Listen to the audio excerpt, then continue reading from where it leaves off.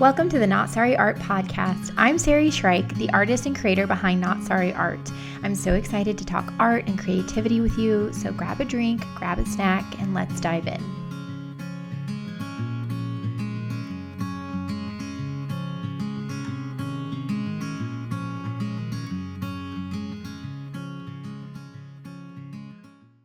I also wanted to say that today's episode is sponsored by my book. I have a book coming out. I'm so proud of this, guys. The links are already up. I'll have them in the show notes. But the book is called Modern Still Life, From Fruit Bowls to Disco Balls. It is my take on a step-by-step painting book. I am really excited about it. Not only does it have like motivational tips and tricks to keep you going in your practice, but it also has clear and beautiful and full color breakdowns of the step-by-step process in my paintings. So I could not be more excited about it. If you wanted to check it out, pre-order it. It would help me more than you even know. Hello, welcome back to my studio. I'm Sari. Thanks for being here. Today's episode is about finding your center. Okay, that sounds way too ambiguous. I know, but basically the short of it is there was a little bit of TikTok drama that I'm responding to. No, not about me. I'm not naming names, but it was good fodder for an idea that I've been sort of incubating for a little bit. And that is the importance of really valuing yourself as an artist, an artisan, a small business, however those titles apply to you. I think when you're navigating the internet, and I would say maybe even especially in an era of growing income inequality, you'll understand more as I get into it, but I certainly think that's a factor in how we value our artwork, literally in the price, but then also in how we show up on social media. And so in this episode, I am going to talk about how to do that, how to find your center, how you can tie that into your social media strategy, and a little bit of like love and guidance for artists, especially if you ever find yourself in a position where the internet is picking apart your prices. I kind of just want to give some like big sister love to that particular dynamic. If that sounds interesting to you, if you want to hear, I think one of my best pieces of advice, if you're going to have a platform on the internet, especially if you're going to sell stuff on that platform, then stay tuned. Thanks for being here. And let's just dive into the episode. Okay, let's dive in to the tea, as the youths would say. Again, I'm not naming names. This isn't specific. And I will say some version of this happens on the internet every couple of months. Sometimes it's a larger scale issue, and other times it's not. But this took place in Australia, of all places, beautiful, amazing, sunny Australia.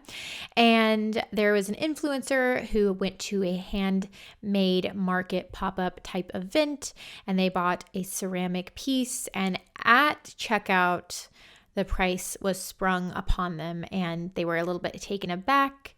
And like anyone, a lot of us would do, they heard the price, they were already engaging in transaction. And so they bought it. And now granted, bearing in mind that there is probably to some degree a little bit of pricing difference between the Australian dollar and the US dollar.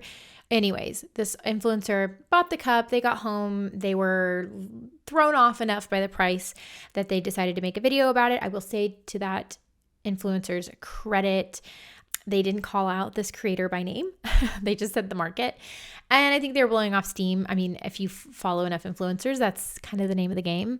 And then this ceramic artist responded in a video that I think was mostly fair, but it was a little on the defensive side, which I'm bringing that up because that's sort of the impetus for this video. I think I would have little to no remarks if I didn't understand where her defensiveness was coming and have felt it in myself, right? I'm not trying to pick on anyone at all, but I do understand exactly where that emotion is coming from. So I wanted to work through how I have worked through that. And I think more practically, where we can use our strengths as artists and small business owners and artisans. We can use some of that defensive energy and turn it into good fuel for content and for context, most importantly, when we're trying to sell something online. The ceramist's response was valid, and I think they mentioned, the labor that goes into it and that they're a small business owner. And I found myself in a wormhole where other ceramicists were chiming in and saying, listen, red pigment is really expensive. I know as a painter, red pigment is really expensive. And I thought it was really interesting that the comments were pretty divided. And that's, again, more clues that there is nuance to be had here. A lot of people were saying that price, I believe it was $120 Australian, was way too much. And this also comes off the heels of another conversation around pricing with a food creator named Emily Mariko. She makes these very simplistic, minimal aesthetic food videos, which are nice. They stumble across my For You page from time to time. And she is now in a position where she's selling tote bags. The price, again, was also considered by the public to be very high. And there's a lot of fodder around that and what is the real cost of things. And before I zoom in and kind of give more practical advice for creators and artists, I think it's important to kind of get a lay of the land. I mentioned inequality at the top of the show, and I think you can't sell art in a vacuum. So you have to take that into account. As a side, as a little throwaway statement, I wish we approached pay transparency with the same fervor, intensity, and scale at which we talk about how businesses price their products. I wish that people were just as adamant about, grilling people who pay fast food workers and other people in the service industry, wow, you think $100 for a day's labor is enough? I wish people were just as adamant about that. But anyways, I think in this situation, in the same way that I feel sort of love and endearment and understanding for the ceramicist, I also have that for people who think that amount of money is too much. And that's kind of the tough thing. How do you hold space for both? How do you, as someone who sells something, how do you sell a print for $50 at the same time as having a tremendous amount of respect for your audience, which might include a lot of people who don't get paid, who barely get paid that much in a day? How do you hold those two things? Well, the short kind of glib answer is have boundaries. In the same way that whenever I worked a service industry job, I sort of could clock in and had to kind of brace myself for yes, I was getting paycheck, but I was also going to have to deal with people getting mad that the ice cream raised prices or that we are limiting our pecans to 12 pecans on a ice cream sundae. In the same way that you sort of brace yourself in any job, I think as small business owners, we have to sort of understand that. I will say, getting into the meaningful practical advice of this episode, the beauty of being an artist, artisan, small business owners, I'm going to use those all three kind of interchangeably. There's this desire to have those three things be really distinct from one another. I think the lines between them are blurring more and more by the day, which is a good thing. It's a net positive. I think in a lot of ways, the world is moving in the right direction thanks to social media. But I think the good thing about being an artist is that you're not selling people water, you're not selling people food, you're not selling people a basic service or utility. If people don't like your prices, they're going to say you're out of touch, they don't like it, that's ridiculous. And then you don't have to feel worse than that. And that's not the internet, people being unkind on the internet, it gets to you. I totally, 100%, I get it. But it's not the same as being a utility company in the middle of winter and jacking up your prices because there's no regulation and you can do it, where there is an ethical issue. I think the trick in pricing your artwork as a visual artist, on one hand, is yes, pricing it in a way where it will sell. Is there an audience? Can you charge $120 for a mug? And in the case of this particular ceramicist, she absolutely can. She obviously wouldn't have been let into this market. They usually have thresholds for these markets. If you didn't have proof of sales, she has a tremendous social media following. Multiple millions. And so what I think is happening is this influencer who went to this shop and bought from this ceramicist, she probably got sticker shock because that ceramicist is pricing, sure, for the pigment and for her labor and to run a small business, but she can charge that because she's also amassed an audience, and a big enough audience is a wide enough net. Yes, maybe only 1 out of every 50 to 100 people is going to spend that much on a mug. But when your reach is 2 million, you can sustain yourself off of that kind of a price. And I think as a small artist, you sort of have to take that into account. When I first started out, I am no better than anyone. I started out with $50 watercolor pet portraits. It was kind of how I got started.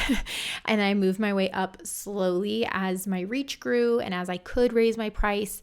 And, I spent probably 2 years operating, just above profitable. Certainly not enough to live on. I also did Instacart and did, some odd graphic design work and stayed at home with my newborn during that time period. So I wasn't sustaining myself. And so I could do that for a couple of years until I got to where I could price my work at a point that I can live off, which brings me to sort of the other point of this conversation, some nuance. And that is that I also think as an audience, when it comes to non-necessary, non-utilitarian, your water, your utility, etc. When it comes to sort of these consumer goods, people, I think, our pricing metric has been way, way, way skewed by overseas exploited labor. Now, obviously, you could still have exploited labor in the United States. Unfortunately, I think most of us know that our current prison system, pays people pennies an hour, cents an hour, and that's kind of a big part of our prison industrial complex. So obviously, we certainly have our own domestic exploitation, also with immigrants who are not protected by even the substandard minimum wages. They are often exploited in their labor, so it exists everywhere. But I think one thing that happened in mid to late 20th century is as sort of unions drove up the cost of labor within the United States, which from if you're a CEO, that's a bummer in the sense that now you have to pay, now a larger part of your pie chart has to go to labor. But the practical reality of that is, people could also pay their way through college on a part-time job. We hear that kind of stuff all the time. At some point, because the role of capitalism is to grow and expand forever and ever, amen. CEOs wanted to find a different way to get cheaper labor. And we have laws like NAFTA, which got rid of tariffs, which made cheap labor, more accessible. And, there's nuances, conversation. Just because something gets made overseas doesn't necessarily mean it's exploited. But other nations that have been pillaged by the United States, lots of Europe, basically their quality of life is much lower. And so you can pay someone $2 a day to work on making ceramic mugs. And so because of these unfortunate sort of global issues, and because of, feeling inflation, certainly in the United States, and I'm sure in Australia as well, people are frustrated with the price of things. Usually go to the grocery store and it's devastating because it's not like you can completely cut back on groceries. And it's easy to see something like a mug and kind of let your anger out on that. It feels unreasonable. I can go to Marshall's and find a very similar mug, probably something in the same cutesy mushroom vein, and it's only going to cost me $16. And so of course, to a lot of people, that price is going to seem wild. Now, as an artist, it's important to know that you create your own context. If you don't have any context, you are, for a lot of people, on the same shelf as a $16 mug. And you might make this beautiful artisanal mug, not on exploited labor. You pay your employees well, you pay yourself well, hopefully, and you don't have the benefit and the scale of a larger company. And so you as an artist have to fight for your own context. And this is where I'm getting into sort of what I would call like the advice part of this video. Okay, Sari, like how do I create my own context? That sounds kind of abstract. I don't know what that means. It means that I wish this creator, this ceramicist, this artist would have put her energy into kind of explaining why her prices are the way they are. And not in a way to like win over everyone, but to create the correct environment for someone who's already sort of primed to buy art at that price point. And it's another aspect of this that's really challenging is a lot of times as artisans, smaller artists, small business owners, especially if you have like an arts kind of background, you are this close to the fine art world, TM, okay? The art world is big. It's anyone who buys art, congrats, you're part of the art world. But there's the more upper echelon of the art world, the Christies of it all. And, you see every once in a while an article of someone who, tapes a banana to a wall and it's worth, $200,000 or whatever. And that being at a more extreme of our own industry can be a very disorienting thing to have to sort of cope with, which is another reason why create your own context, be aware of your own context. If you're not in one of those galleries, it's going to be harder to sort of justify that price. But if you feel the same with both extremes, if you're like, listen, I'm not in a position to try to price this mug for $300,000 and call it conceptual, and you're also not in a position to mass make these mugs and compete with the likes of Hobby Lobby and Marshalls, then you have to be able to sort of justify and orient yourself. So this brings me to, so how do you price your artwork as an artist? I've given this equation out many, many, many times. Try to remove the morality of it, the good, the bad, and just think of it like this. First, calculate the price of everything that goes into your art making. That's not only, the paint and the cost of the brushes and the canvas, but also how much does it cost for you to run your studio? How much do you have anyone who works with you? Does someone do your taxes? Are you paying for LegalZoom? Everything that you can think of, try to the best of your ability, and you may need to math hard to factor all of those things into the price of all of your work. And then you have the aspect of your art that's going to position you somewhere between that Marshall's $16 mug and that conceptual $300, let's call it a banana mug. And that is the product and then your name. So whenever you're not selling your artwork with a name behind it, you are competing with the Marshalls mug because the Marshalls mug doesn't need context. It's simply based off of price and convenience and familiarity. You are in a Michael's, you are where someone goes to casually peruse and maybe impulse buy something. And so the person whose business strategy is to make a $16 mug, part of their business strategies is putting their work in retail and getting the price of the wholesale product low as possible and doing all of these sort of MBA level, sleights of hand, wholesale purchasing, blah, blah, blah. All of that is sort of factoring into that person's business model. If you and I, small business owner to small business owner, tried to compete with them, we would go out of business. We don't have the scale, we don't have the strategy, we don't have the capital. And so the other thing that you lean into is your name. What is in a name? So again, you have two parts of this equation. The part of the equation that person who's selling the Marshalls mug does, which is cost, all of those things that go into the exact cost of making that. And then you have your name. Your name is going to tie into your social media strategy. It's going to tie into where and what markets you go to. It's going to tie into how you curate your website. It's going to tie into how many years you've been doing this. Do you have an art degree? Are you saying something special? Are you doing something novel? Are you a person worth investing in? Are you from a marginalized community? Etc., etc., etc. Your name is your name. Think of your signature. Think of your logo. And it's also everything that you stand for on social media. That's why telling your story on social media isn't some just self-congratulatory act. You're actually, to the best of your ability, creating your own context to justify paying $70 for the mug, $100 for the mug, $120 for that mug. And the thing is, someone who's more likely to buy that Marshalls mug, and there's nothing wrong with that, most of my life, that would have been my only chance at buying a mug. Truthfully, I was shopping at Goodwill. They might still respect what you're doing, but be like, I can't buy that. There are people who are going to be actively mad that you're charging that much. I don't know that is just misplaced frustration. They're mad at capitalism. Again, you have to have grace for that. I get it. In the same way that I have space for someone who is clearly having a bad day and can get on social media and chew me out for like the most innocuous posts ever, I know that that's not about me. They're struggling. Now, enough people say something that they're misinterpreting something. That is data. I will take that into account. But it's just the price of being on the internet. In the same way that the internet is magical, you can post a painting and the next day someone bought it and you're connected over your story and that artwork. It feels like truly as close to magic as I've ever felt. At the same token, you get people who are just having a bad day. That's the price for the internet. But who you are selling to is someone who identifies with your story, their values line up with buying from a small business person, and their budget lines up. It's not just budget. There are plenty of people who make lots and lots of money, have lots of expendable income, And they still might choose that Marshall's $16 mug over an artisan handcrafted mug any day of the week. That just reflects their values and what they're looking for. And there might be someone who is on a budget and might save up for weeks and weeks and weeks and months and maybe even a year to buy that really nice mug because their values are going to align with what you're doing. I know plenty of people. In fact, I would argue that the whole sector of artisans is being propped up by people who love supporting small businesses.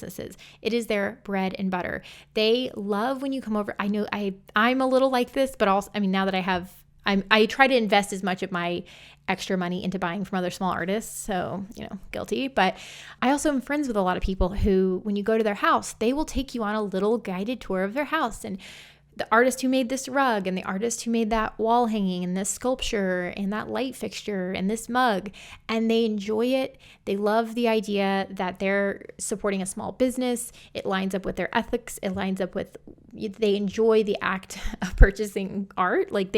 And so they're going to get it. They're going to smell what you're cooking online, metaphorically. And, that's kind of who we're talking to. You cannot bully someone who has no interest in that and is going to be the purchaser of the $16 Marshall's mug into being that other person. That's why defensiveness will never work. And I get it. And let me just say, if that person, that ceramist, is wanting to sit down and have coffee with me, I am a great person to vent to. I would be like, yes, it is unfair. That's not right. I would be your biggest fan. But from business owner to business owner, and maybe a little internet drama is part of their strategy. I will save space that maybe that's the case. But assuming that they're not wanting all this smoke, defensiveness does not translate well on the internet. It can work for some people, but I find it's tricky. And I've largely avoided it for that reason. I think the thing you have to do is put that energy, and maybe it's that catalytic energy of I've got to say something. They're misunderstanding me. I know I'm doing something good with my business. I'm supporting people. I am creative. I run a business well. I worked really hard on this. And totally. I looked through that person's account. They are very impressive. They are skilled. They're good at what they do. They're good at communicating on social media. And I don't feel as though that price is crazy. I don't think I'm in a position right now to buy that and plus shipping from Australia, but I get it. And kudos to that person. But if she has that sort of catalytic, I need to do something about this, I need to say something energy. And if you ever feel that, I'm using this person as an example, but I hope this translates to y'all.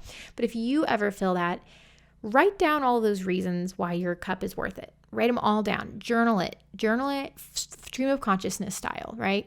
And then later when you're in a better place, you've had some coffee, you've slept, you've group chatted it out a little bit, then go and look at each one of those points, and you can make a social media post about all of those things. You can tie it into your artist statement. I always think an artist statement is not too far from a good marketing campaign. They're cousins. And so that frustration because your art is worth it, one point, okay, the red pigment is really expensive. That could be its own post. And you're not going to win over the person who wants to buy the Marshall $16 mug, probably going to go over their head, probably won't get a lot of reach.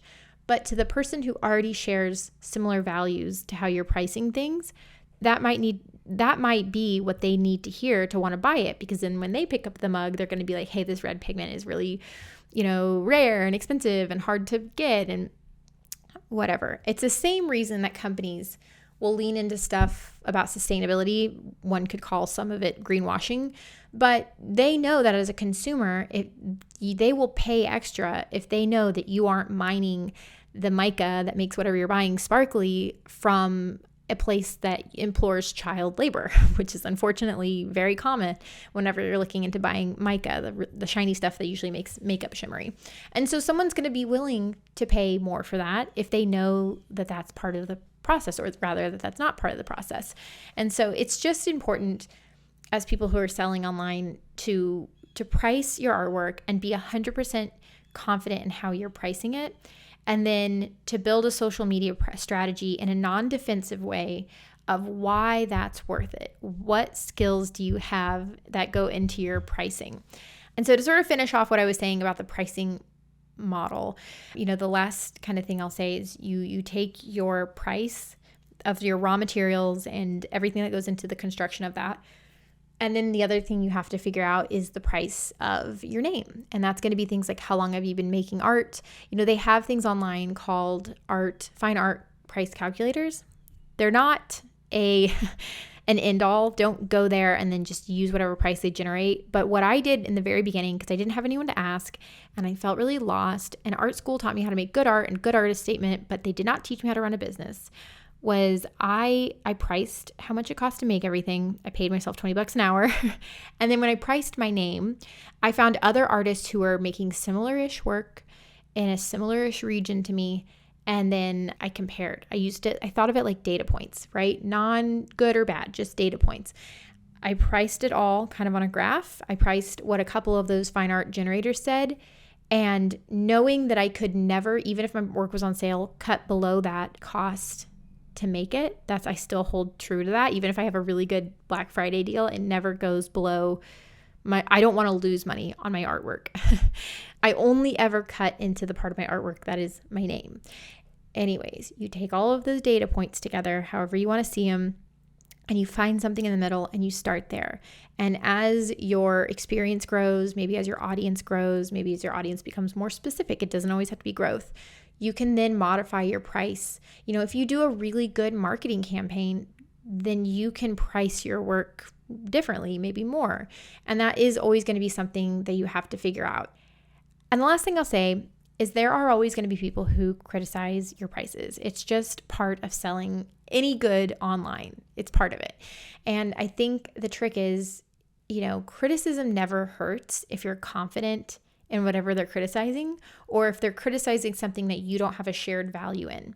Someone came up to me and said, "Your pink hair is so unnatural and so gross. I hate it." I am so confident. I love it. I think hair is it doesn't matter. And then also, I don't get too angry when people attack my looks as much, because that's not what I value as much. I mean, I'm not impervious. I don't, enough bad comments on the wrong day will hurt my feelings. Don't be mean to me. But if somebody were to criticize, let's say I shared something about my parenting, and somebody who I shared values with, let's say they were like a gentle parenting coach, was like, "You are really off base. You are going to hurt your kids," I would probably not be able to function for a couple of days. And so if you're confident in your pricing, if you've done the homework, if you've done the research, if you're clear on who you're trying to reach, if you're clear on your prices, if you're like, "Listen, I'm doing a good thing by paying my employees this much money. I know that this costs this much. I live in a high cost of living city. I do a really good job being consistent in my marketing campaign." If you're confident in all of those things, someone trying to compare what you're doing to a $16 Marshall's mug won't hurt as much. We're all sensitive. Depends on where your water placements are, but ideally it doesn't hurt as bad.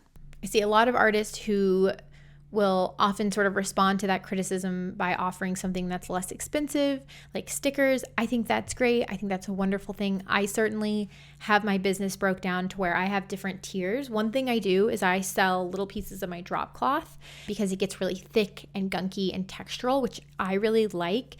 And while I know some people are print people and some people are originals people, I always had a sympathetic spot in my heart for someone who loves an original. Like, they want to feel the paint, but they can't buy an original. It's just out of their price range. So I price them at like $10 and I sell them in little frames, and I do curate them so that they look like nice little abstract art.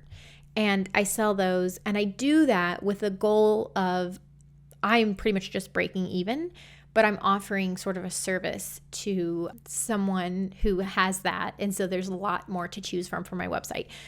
But you don't have to do that. What I do think you have to do for people who don't get your work and they don't get your price is treat where they're coming from with like understanding and grace. I mean, feel free to block. I mean, I'm not trying to tell you how to run your social media, but I think before anything else, it's important to know, like, not everyone shares those values, and people are frustrated about prices. We're living through an inflation crisis. And I think now more than ever, artists need to become really resolved in how they're pricing things. And if you are pricing it, you're like, "Listen, I can't go lower. This makes sense." I beg you to be confident in that and come up with content justifying that. And it doesn't have to come off defensive. Again, last thing, just it can be, this is this pigment, this is the history of it, this is how it costs so much. Or I spent 3 years backpacking through whatever to gain this experience, and this is why I'm paying for it. So that's my recommendation. That's, I probably didn't hit all the points on there, and there's a lot more to be said about it. Pricing your artwork is incredibly vulnerable and nuanced, but I feel like that's kind of the key takeaways that I would have known, because I read all those comments, and I know that if Sari of 2015 or 16 had read those comments, it would have freaked me out pricing my artwork. And so I wanted to sort of combat that a little bit and offer just some nuance. Thank you guys so much for listening to today's episode. Let me know if you have any questions down below. I hope this was a helpful, empowering episode to offer some insight. I didn't drive home the message on the Emily Mariko bag. I just wanted to, I think, bring up that it was like a contentious lightning rod of an issue. But I will say, circling back to that, if I can tie up a loose end here, I think Emily Mariko is a very, very smart person. I get that vibe from her. I think you don't end up that consistently successful without being intelligent, in my humble opinion. And I think she knew that there was a market for that. And I think any good business strategist knows that when you're creating content, you're casting a wide net. And when you're pricing something, you're very specifically reining in a customer profile. And I think we're all just experiencing that, and it doesn't always feel good, right? One thing I thought about making like a whole series on is, you don't hate influencers, you just hate capitalism. And when you have an influencer, you have a person who's sort of embodying some of the tenets of capitalism. And capitalism is very cutthroat and very competitive, and to a lot of people very off-putting and dehumanizing when it's attached to necessities, in my opinion. Anyways, thank you so much for listening. Let me know if you have any thoughts, feedback. I've gotten some of you guys to email me after listening, and let me just tell you, I deeply appreciate those. I love the insight. Feel free to leave any reviews. They always help. And with that, I'll talk to you guys next week. Real quick, I want to take a moment to thank everyone who took the time to leave a review over on Spotify. It helps more than you guys know. So a huge thank you to Cindy Walter, Missy B, Soli Moli, that's SOIMOLI, and it looks like at SC Lopez 7. Thank you guys so much. Again, it means the world. And if you'd like to have your name or handle read off on next week's episode, make sure to leave a review. Let me know how it's going, what you like. Feedback is always valued tremendously over here. Thank you, and happy creating.